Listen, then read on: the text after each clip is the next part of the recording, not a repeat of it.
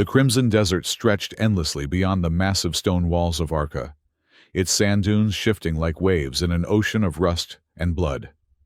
The border city stood defiant against three sides of this wasteland, while black mountains loomed ominously to the north, their peaks lost in perpetual storm clouds. Here, at the edge of the kingdom's techno-tyrannical reach, the walls rose 200 feet into the air, bristling with surveillance towers and automated defense systems that hummed with malevolent energy. Kale pressed his weathered hands against the cold metal of the gate mechanism, feeling the vibrations of the massive hydraulic systems that controlled the city's primary entrance. For 15 years, he had maintained these gates, keeping their ancient machinery running, despite the corrosive effects of the desert winds and the constant strain of supporting the city's weight.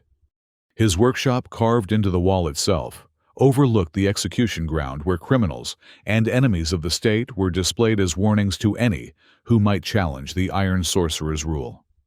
But there was only one figure on that cursed ground now, and she had hung there for 20 years. The locals called her the Purple Creature, though Kale had long ago realized she was no creature at all, but a woman.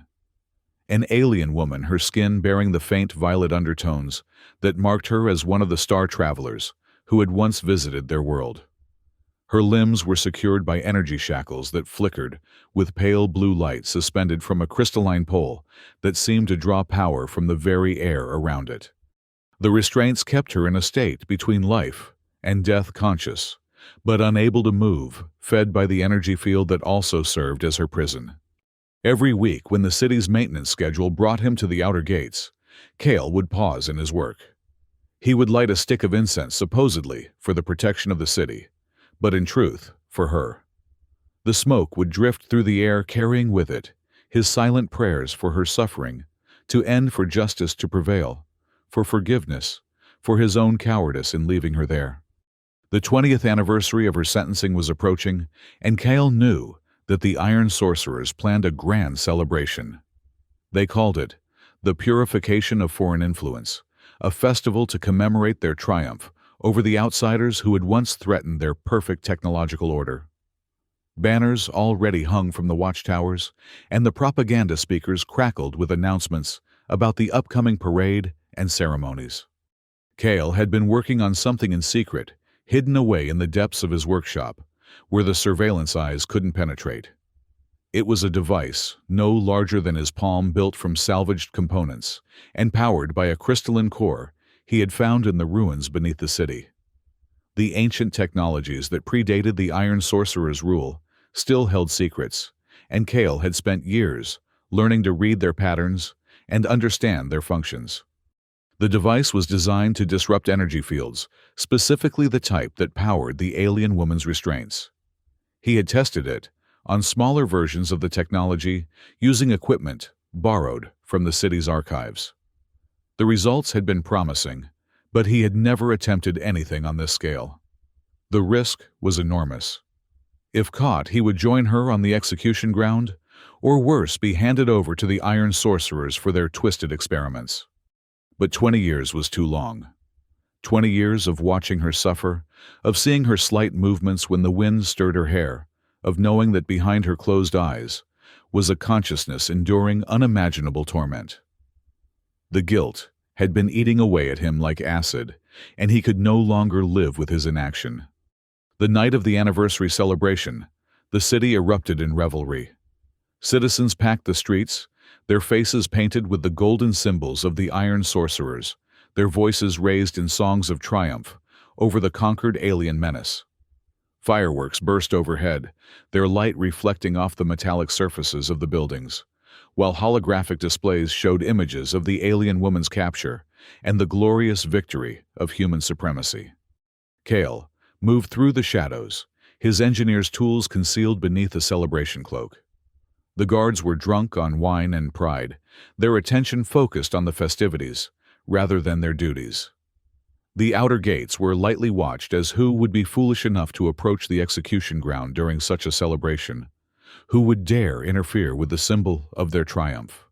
As he approached the crystalline pole, Kale's heart hammered against his ribs.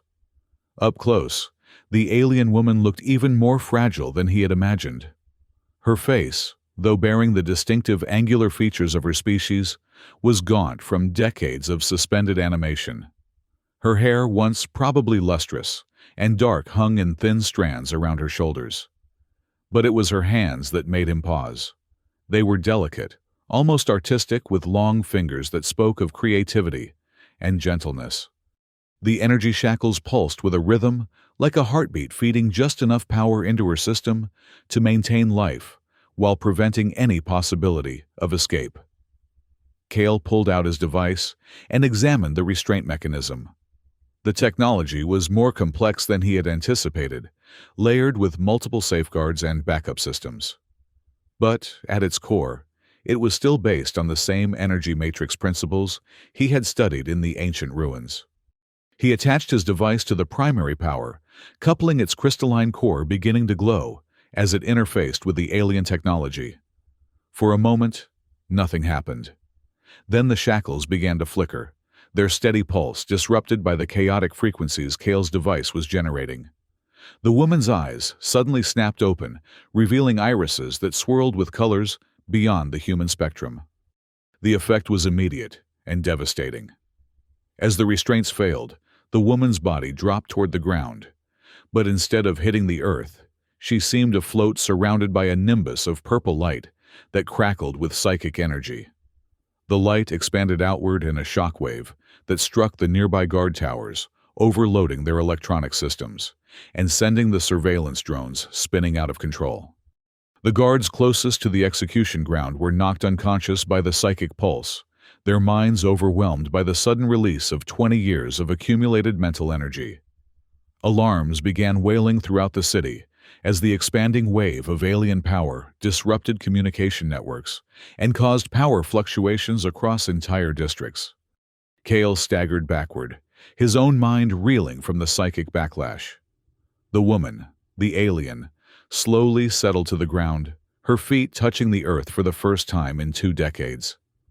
When she looked at him, he felt her consciousness brush against his thoughts, not invading but questioning, trying to understand who had freed her and why.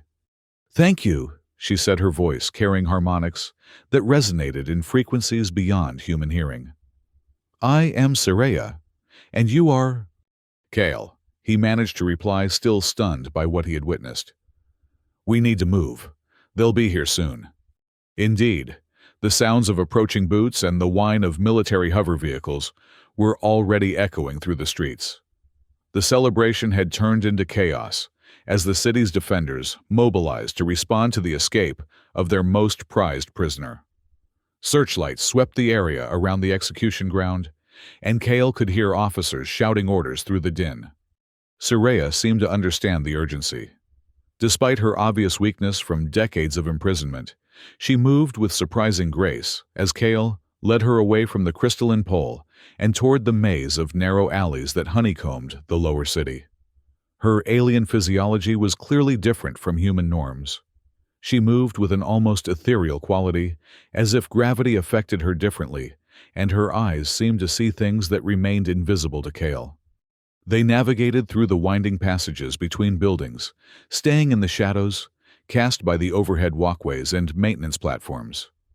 The architecture of Arca was designed for control and surveillance, but Cale knew every hidden corner and forgotten passage from his years of maintaining the city's infrastructure. He led Saraya through service tunnels and abandoned sections where the ever-present monitoring devices had long since failed. As they moved deeper into the city's underground areas, they encountered others who moved with the same purposeful stealth.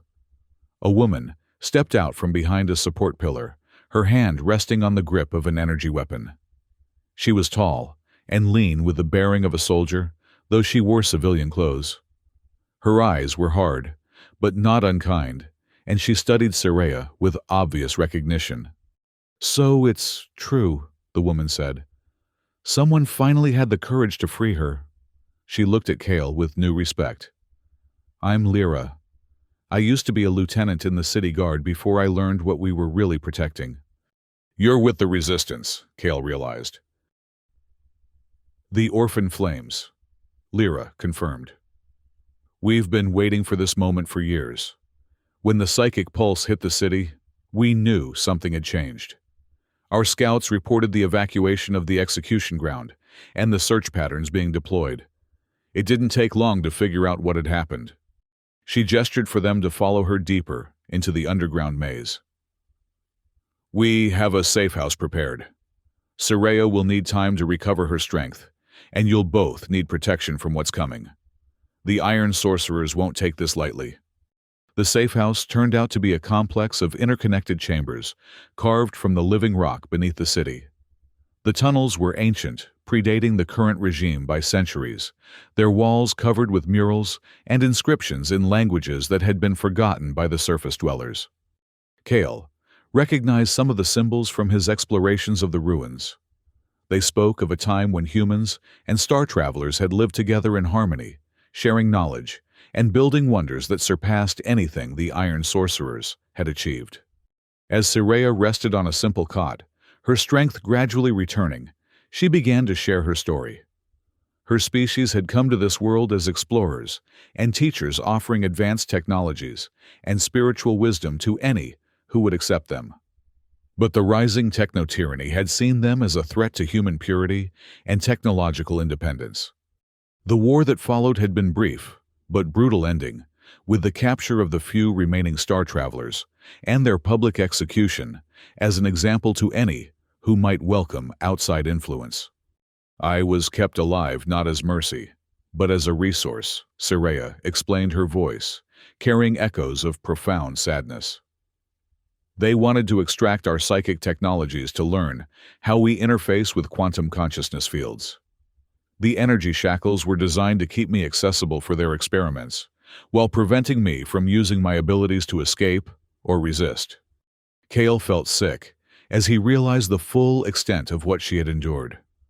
20 years of not just imprisonment, but active psychological torture, disguised as scientific research. The Iron Sorcerers had turned her into a living laboratory, mining her mind for secrets, while displaying her suffering as entertainment for the masses. Lyra's resistance network was larger and more sophisticated than Kale had imagined. The Orphan Flames had cells throughout the city, composed of former military personnel, disillusioned engineers, and citizens who had grown tired of living under the constant surveillance and control of the techno-tyranny. They had been planning for years, gathering weapons and intelligence, waiting for the right moment to strike. Your action tonight has given us that moment, Lyra told Kale. The psychological impact of Soraya's escape can't be understated. For 20 years, she's been their symbol of dominance over the alien threat. Now she's free, and her psychic abilities are already disrupting their control systems throughout the city. Indeed, as Soraya's strength returned, her influence on the city's technological infrastructure became more apparent. Surveillance networks experienced random failures, automated systems behaved erratically, and the propaganda broadcasts that normally filled the airwaves with the Iron Sorcerer's messages were increasingly interrupted by static and strange harmonics. Over the following days, as word of Soraya's escape spread through the underground networks, something remarkable began to happen. The technological slaves, human workers who had been fitted with neural control implants to ensure their compliance, started showing signs of awakening consciousness. Soraya's psychic emanations were somehow interfering with the control signals, allowing suppressed personalities to surface and question their circumstances. The Iron Sorcerers responded with increasing desperation. They deployed squads of enhanced soldiers into the lower city, conducting house-to-house searches with brutal efficiency. Citizens suspected of harboring sympathy for the resistance were arrested and taken to interrogation facilities. The celebration that had marked the anniversary of alien defeat turned into a citywide lockdown as the authorities struggled to maintain control.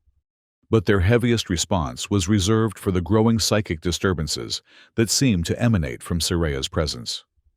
Chief Sorcerer Stone Forest, the architect of the original alien purge and the mastermind behind decades of technological tyranny, emerged from his tower fortress to personally oversee the hunt. He brought with him devices designed specifically to counter alien mental abilities, psychic dampers that could neutralize telepathic influence, and neural scramblers that could overload an alien nervous system. Stone Forest announced that he would hold a grand convocation in the city's central square, the Plaza of Steel, where all citizens would be required to attend. The stated purpose was to renew their commitment to human purity and technological independence. But Lyra's intelligence network quickly identified the true plan. The convocation would serve as bait, drawing Soraya out of hiding so that Stone Forest could capture her using his new anti-psychic weapons. "He's counting on your compassion," Lyra warned Soraya as they planned their response. "He knows you won't let innocent people suffer for your freedom. The plaza will be surrounded by neural dampers, and he'll threaten to activate citywide psychic suppressors that will lobotomize anyone with enhanced mental capabilities, including the technological slaves who are just beginning to remember who they were." Soraya's response was immediate and resolute. "Then we cannot allow that to happen. These people have suffered enough because of my presence here. If Stone Forest wants to face me, then let him do so directly, without hiding behind innocence." Kale found himself torn between admiration for her courage and terror at what she was proposing. He had freed her from 20 years of torment, only to watch her walk willingly into another trap. But as he looked into her swirling alien eyes, he saw something that made him understand why her people had been such effective teachers and diplomats. She possessed a strength that went beyond physical or even psychic power, a moral clarity that refused to compromise even in the face of certain destruction. The night before the convocation, the Orphan Flames made their final preparations. Weapons were distributed, communication protocols established, and escape routes planned. But everyone understood that this would likely be a suicide mission. Stone Forest commanded the loyalty of the most advanced military technology on the planet, and his personal abilities as an iron sorcerer made him nearly invulnerable to conventional attack. "The key is disrupting his psychic dampers," Soraya explained, as she reviewed the intelligence Lyra had gathered about the plaza's defenses. "The devices work by creating interference patterns that prevent coherent thought formation, but they require constant calibration to maintain effectiveness. If we can overload them with more psychic energy than they're designed to handle, we can create a feedback loop that will destroy the entire network." "And probably kill you in the process," Kale pointed out grimly. "Perhaps," she admitted. "But freedom always requires sacrifice. The question is whether that sacrifice creates something worthwhile for those who survive." The Plaza of Steel was exactly what its name suggested. A vast open space paved with metallic tiles and surrounded by towering structures of glass and steel that reflected and amplified sound and light. At its center stood a raised platform where Stone Forest would address the assembled crowd, while the perimeter was lined with the tall poles that supported the psychic damping network. The setup was designed to concentrate and control both physical and mental energy, creating a perfect arena for the confrontation Stone Forest had planned. As dawn broke over the city, citizens began filing into the plaza, under the watchful eyes of armed guards and hovering surveillance drones. The atmosphere was tense with the mandatory nature of the gathering, creating an undercurrent of resentment among the population. Many had heard whispers about the alien woman's escape, and while few dared to speak openly about it, the hope in their eyes was unmistakable. Stone Forest himself was an imposing figure, standing 7 feet tall with cybernetic enhancements that merged seamlessly with his natural physiology. His face was partially covered by a metallic mask that interfaced directly with his nervous system, allowing him to control the city's technology through thought alone.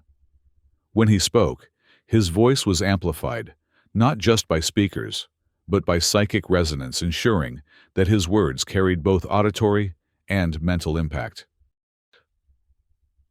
"Citizens of Arca."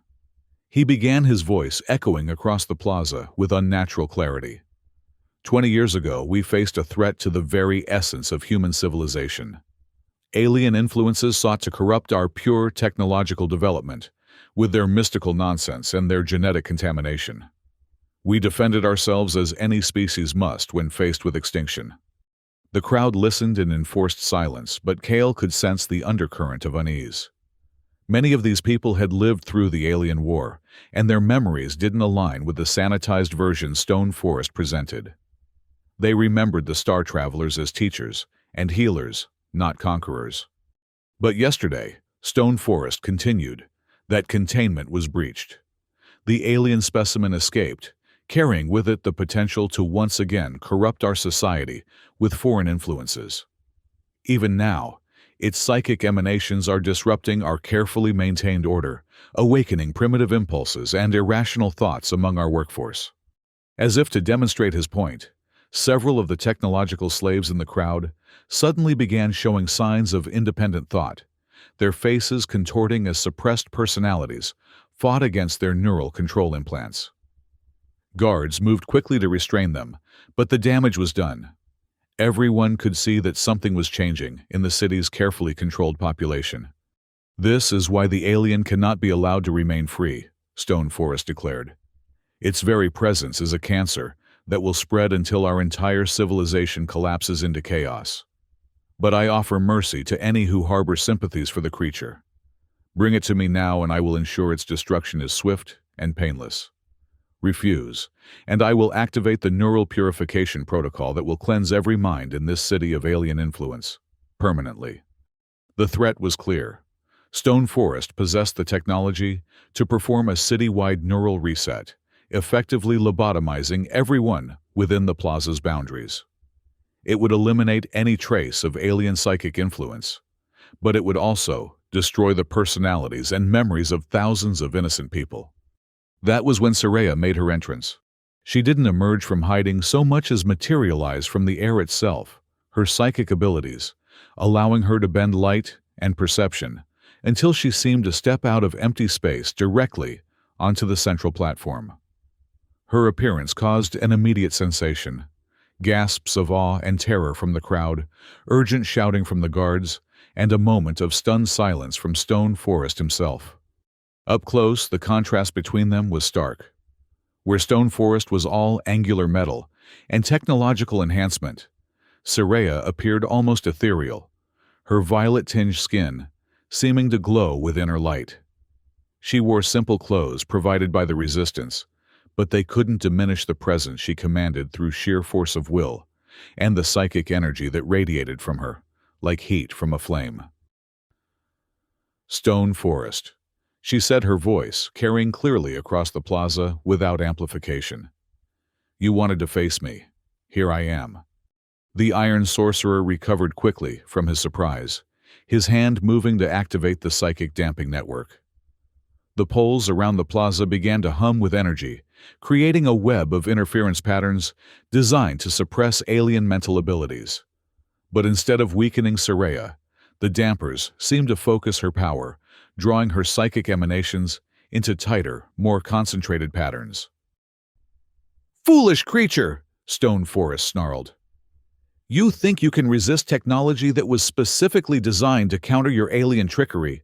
These dampers will neutralize your mental influence and leave you helpless as a child."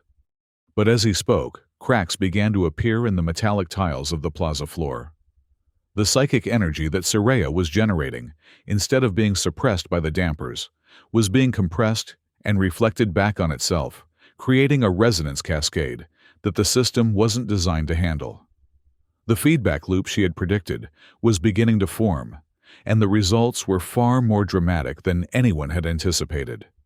Kale and Lyra, positioned with other resistance fighters around the plaza's perimeter, watched in amazement as the technological slaves throughout the crowd suddenly convulsed their neural control implants, overloading and shutting down. For the first time in years, perhaps decades, they were free to think their own thoughts and make their own choices. The liberation was immediate and overwhelming. Some collapsed in tears, others cried out in rage, and many simply stood in stunned silence as their suppressed memories came flooding back. Stone Forest realized what was happening and began activating additional systems, trying to regain control of the situation. But Soraya's psychic storm was growing stronger, with each passing moment fed by the pain and hope of the thousands of minds that were suddenly free to experience emotions without technological mediation. The damping network designed to suppress psychic energy instead became a conductor for it, amplifying and spreading Soraya's influence throughout the city. The confrontation reached its climax when Stone Forest, realizing that his technological solutions were failing, resorted to direct psychic combat. He revealed that his cybernetic enhancements included neural interfaces that allowed him to project his own mental energy, creating a crude but powerful form of artificial telepathy. The two forces, alien psychic mastery and human technological adaptation, clashed in the center of the plaza, creating visible distortions in the air as competing energy fields struggled for dominance. For a moment, it seemed that Stone Forest might prevail through sheer brute force. His technological enhancements gave him enormous raw power, and he pressed his attack with the single-minded determination of someone who saw alien influence as an existential threat to his species. But Soraya's response wasn't to match his aggression with her own. Instead, she did something that completely confounded his expectations. She forgave him. The psychic energy she projected wasn't anger or hatred, but compassion and understanding. She reached into Stone Forest's mind, not to attack or dominate, but to show him her own memories. 20 years of suffering endured, not with bitterness, but with hope, the original mission of her people to share knowledge rather than conquer, and her genuine desire to see humans and star travelers coexist peacefully. The effect on Stone Forest was immediate and devastating. His artificial telepathy, designed for conflict and control, couldn't process the alien concept of forgiveness offered to an enemy. His mental defenses, built around assumptions of hostility and competition, crumbled when faced with genuine compassion. The feedback loop that destroyed his psychic enhancements also shattered his certainty about the righteousness of his crusade. With Stone Forest's defeat, the last of the psychic dampers overloaded and exploded in showers of sparks. The liberation wave that had begun with the technological slaves now spread throughout the entire city, as every surveillance network, control system, and enforcement mechanism suddenly found itself without central coordination. The technological tyranny that had ruled Arca for decades simply collapsed its grip on the population, broken by the introduction of something its creators had never anticipated: the power of freely chosen cooperation.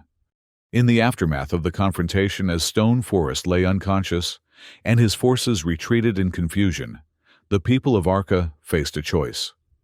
They could attempt to restore the old order, return to the safety of technological control and alien xenophobia, or they could embrace the uncertainty and possibility that Soraya represented. The choice was made not by leaders or authorities, but by the crowd itself. The freed technological slaves, their memories and personalities restored, began sharing their stories with anyone who would listen. They spoke of lives stolen by neural control, of creativity and love suppressed by artificial conditioning, and of the fear that had kept them compliant, even when they retained some awareness of their situation. Other citizens, inspired by what they had witnessed, began removing the surveillance devices from their homes and workplaces. The resistance fighters emerged from hiding, no longer needing to fear persecution for their beliefs. And throughout the city, people began talking to each other. Really talking, perhaps for the first time in years, about what kind of society they wanted to build. Soraya, exhausted by the psychic battle, but alive, found herself surrounded by people who wanted to understand her and her species better. She spent the following days sharing what she could of star traveler science and philosophy, always emphasizing that she was offering knowledge, not demanding its acceptance. The choice of how to use what she taught would always remain with humanity. Kale returned to his workshop, but now it served a different purpose. Instead of maintaining the gates that kept people imprisoned within the city walls, he began teaching others how to combine human technology with star traveler psychic science. The hybrid approaches that emerged were unlike anything either species had developed alone. Machines guided by intuition devices that responded to emotional states and tools that amplified the user's natural abilities, rather than replacing them. Lyra found herself elected to lead a provisional council that would govern the city during its transition to freedom. It was a role she had never sought, but felt obligated to accept, knowing that the alternative was likely chaos or the return of authoritarian rule. Under her guidance, the Orphan Flames evolved from a resistance movement into a peacekeeping force dedicated to protecting the fragile democracy that was emerging from the ashes of the techno-tyranny. The crystalline pole where Sirea had been imprisoned for 20 years was dismantled piece by piece, its materials recycled into components for the new technologies being developed throughout the city. In its place, the citizens erected a monument they called the Freedom Beyond Boundaries Memorial, a sculpture depicting Sirea and Kale together, representing the cooperation between species that had made their liberation possible. The change wasn't without its challenges. Some citizens struggled with the sudden freedom to make their own choices after decades of technological guidance. Others feared that alien influence would somehow corrupt human nature or lead to the loss of their cultural identity. There were those who called for the restoration of the old order, arguing that the certainty of tyranny was preferable to the uncertainty of freedom. But for every voice of fear, there were others raised in hope. The technological slaves, now calling themselves the Awakened, formed support networks to help each other adjust to independent thought and decision-making. Scientists and engineers began collaborating on projects that would have been impossible under the rigid hierarchies of the Iron Sorcerer's regime. Artists and writers, no longer constrained by propaganda requirements, began creating works that explored themes of identity freedom and the possibilities of interspecies cooperation. Sirea eventually established a small research facility on the outskirts of the city, where humans and the few other star travelers who had survived the purge could work together on projects of mutual benefit. She made it clear that she had no desire to rule or even to lead. Her role was to be available as a teacher and advisor for those who sought her help, but the decisions about how to use that knowledge would always rest with humanity itself. The research that emerged from this collaboration opened up possibilities that neither species had imagined alone. Medical techniques that combined human surgical precision with star traveler healing energies. Communication technologies that could transmit not just information, but emotional context and intuitive understanding. Agricultural methods that increased crop yields while maintaining ecological balance. And most importantly, educational approaches that help children develop both analytical thinking and empathic awareness, preparing them for a world where multiple intelligent species would need to coexist. As months passed, word of Arca's transformation spread to other cities throughout the kingdom. Some responded with horror, seeing the fall of the Iron Sorcerers as proof that alien influence was indeed a corrupting force. These cities strengthened their own authoritarian measures, conducting purges of anyone suspected of harboring sympathy for non-human perspectives. But other cities responded with curiosity and hope. Delegations arrived in Arca to see the changes for themselves, often returning home with plans for their own transitions away from technological tyranny. The ideas of freely chosen cooperation and interspecies collaboration spread like seeds on the wind, taking root wherever they found minds ready to nurture them. The kingdom's central government, faced with the prospect of losing control over an increasing number of cities, began mobilizing military forces to restore order. But they found that their technological advantages were no longer as decisive as they had once been. The hybrid technologies developed in Arca could interface with and disrupt purely mechanical systems, while the psychic training that more and more humans were receiving made them resistant to the mind control technologies that the government relied upon to maintain the loyalty of its forces. What emerged was not a traditional war, but something more like a philosophical conflict, played out through technological and psychic means. Each side sought to prove the superiority of their worldview by demonstrating its practical benefits. The authoritarians pointed to the efficiency and order of their controlled societies, while the liberation movement emphasized the creativity and innovation that emerged from freely chosen cooperation. Kale found himself at the center of this larger conflict when government forces attempted to retake Arca by sabotaging its power grid and communication networks. The hybrid technologies he had helped develop proved crucial in maintaining the city's independence, while his deep understanding of both human engineering and star traveler science made him one of the few people capable of countering the government's most sophisticated attacks. But it was Soraya who provided the key insight that ultimately resolved the conflict. During one of the government's most aggressive attempts to reconquer the liberated territories, she made a broadcast that reached every communication device in the kingdom, using a combination of technological amplification and psychic resonance that no purely human or purely star traveler system could have achieved. Her message was simple but profound. Fear makes slaves of us all. The fear of the different, the fear of change, the fear of losing control. But fear is a choice, and we can choose differently. We can choose to trust in our own ability to grow and adapt. We can choose to see diversity as strength rather than threat. We can choose cooperation over domination, understanding over ignorance, hope over fear.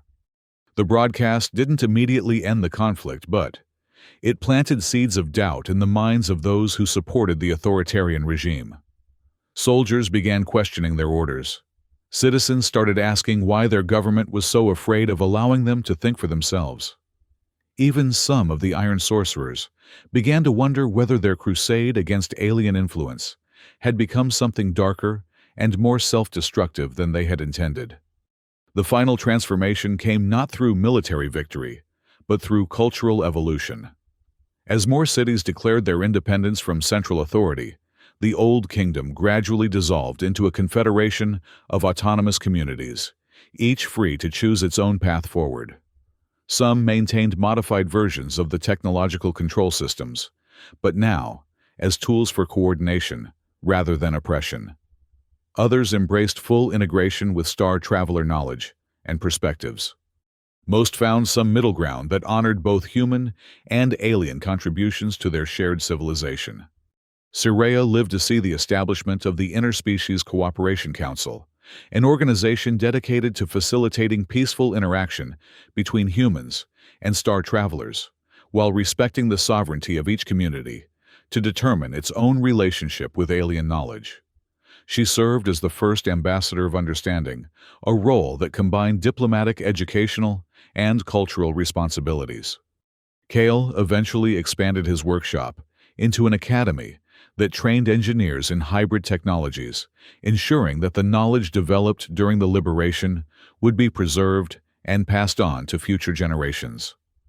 His students came from all over the former kingdom, eager to learn approaches to problem solving that combined logical analysis with intuitive insight.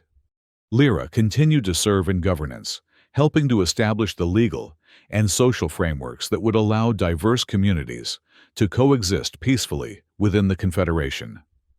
Her military background proved valuable in developing conflict resolution mechanisms that could address disputes between communities with very different values and worldviews. The monument to freedom that replaced Soraya's prison pole became a pilgrimage site for those seeking inspiration in their own struggles against oppression. Visitors would often spend hours contemplating the sculpture, finding in it hope for their own liberation and courage to challenge the systems that sought to limit their potential. Years later, when historians tried to understand how such a fundamental transformation had been possible, they often focused on the dramatic moments: the psychic battle in the Plaza of Steel, the collapse of the damping network, the awakening of the technological slaves.